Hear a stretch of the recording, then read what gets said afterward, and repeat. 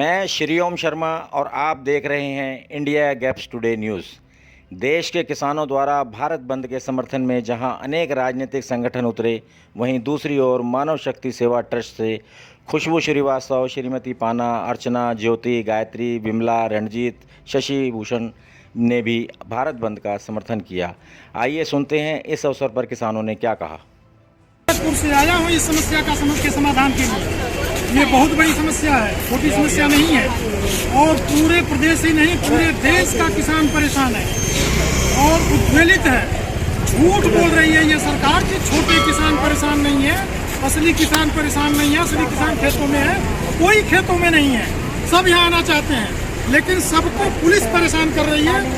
प्रशासन जो है रास्ता बंद कर रखा है, कहीं किसी को आने नहीं दे रहा है। गजब की भीड़ यहाँ इकट्ठी हो जाती है और हम नहीं चाहते हैं कि यहाँ पर किसी तरह की अफरा तफरी मचे।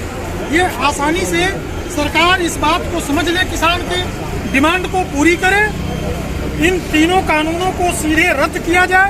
इसमें संशोधन की कोई गुंजाइश नहीं है और न इस कानून की कोई आवश्यकता है। चोरी से छिप करके जून के महीने में कोरोना टाइम में जबरदस्ती इस कानून को ला करके और किसानों के ऊपर थोपा गया है। और यह कानून कैपिटलिस्टों के लिए, जो धनवान लोग हैं, बड़े बड़े अंबानी अडानी जैसे लोगों को, उनको और धनवान बनाने के लिए, उनकी सुख सुविधा के लिए यह कानून बनाया गया है। उनके वैभव को बढ़ाने की कोशिश की जा रही है। पूरे देश को बेचने की कवायद हो रही है।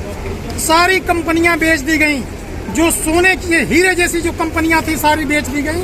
अब हमारे किसानों की जमीन पर भी ये कब्जा करना चाहते हैं, जो ऐसा होना नहीं पाएगा, ऐसा बिल्कुल नहीं होने पाएगा। क्यों? इसलिए कि किसान जग चुका है और इस देश की जनता भरपूर जान चुकी है कि ये क्या कर रहे हैं।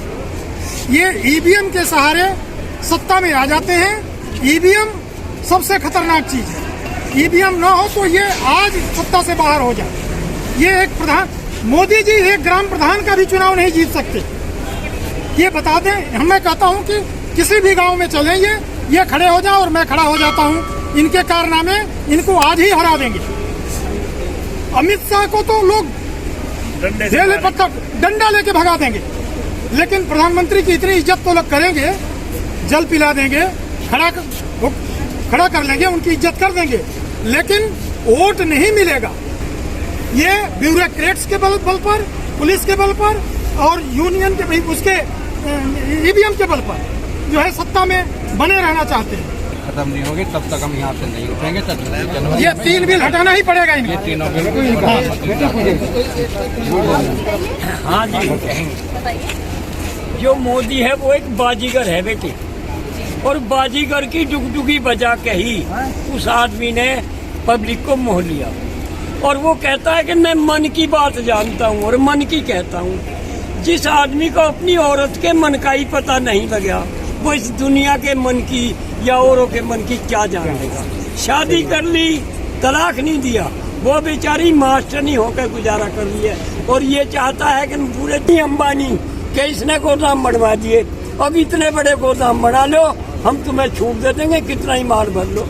हमारी मुंजी जो 1785 और 1800 भाव बिकती, वो इसने 800 और 900 बिकवा दी। तो इससे और हम क्या समझेंगे। अब कह रहा कि यहाँ तो आतंकी आ रहे हैं। इन किसानों में कौन सा आतंकी है? अरे आतंकी तो बेईमान तू है, हमारे ही बालक हमारे सामने खड़े करो। ठीक है, अरे कहूँगा मैं, सीमा पे नहीं बता दो किसी नेता का, किसी साहूकार का, किसी मालदार जो अंडानी अबानी, किसका बालक लड़ रहा सीमा पे, किसका बालक शहीद हो रहा।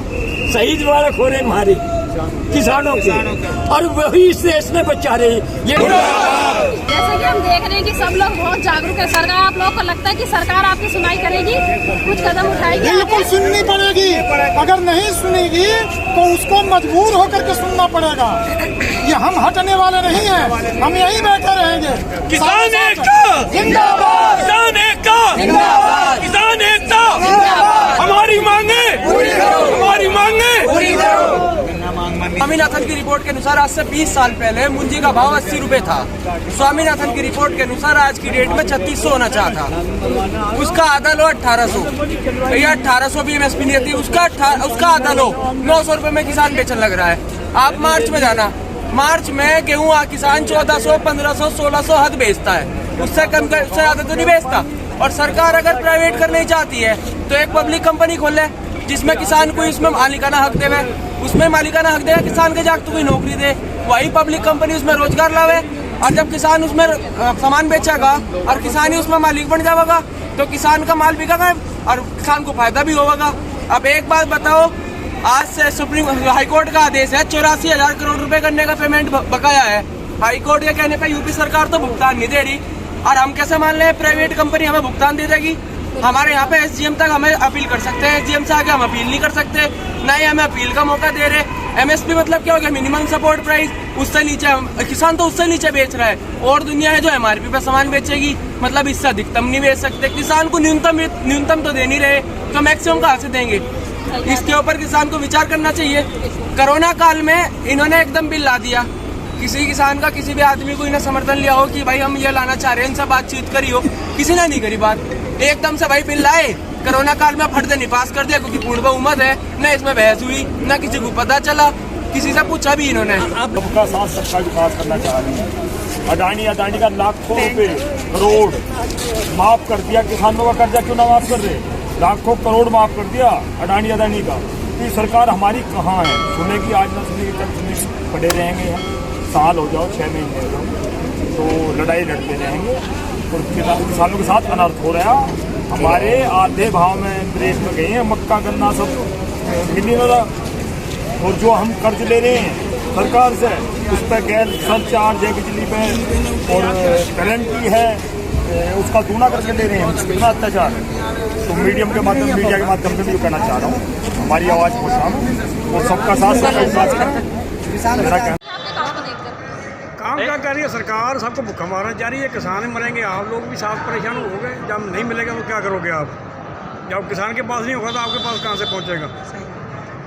आप भी परेशान हो गए, फिर आप भी याद करोगे सरकार को भी, कैसी सरकार चली भैया खरीद। तो अब ये जब मीटर लग जाएगा तो किस रेट में इसको देंगे। अगर वर्तमान रेट में भी देते हैं तो 7.5 हॉर्स पावर की मोटर पर 60 रुपये घंटा पड़ेगा बिल ट्यूबवेल का। अब आज 10 घंटे चली ट्यूबवेल तो कितना हो गया, 600।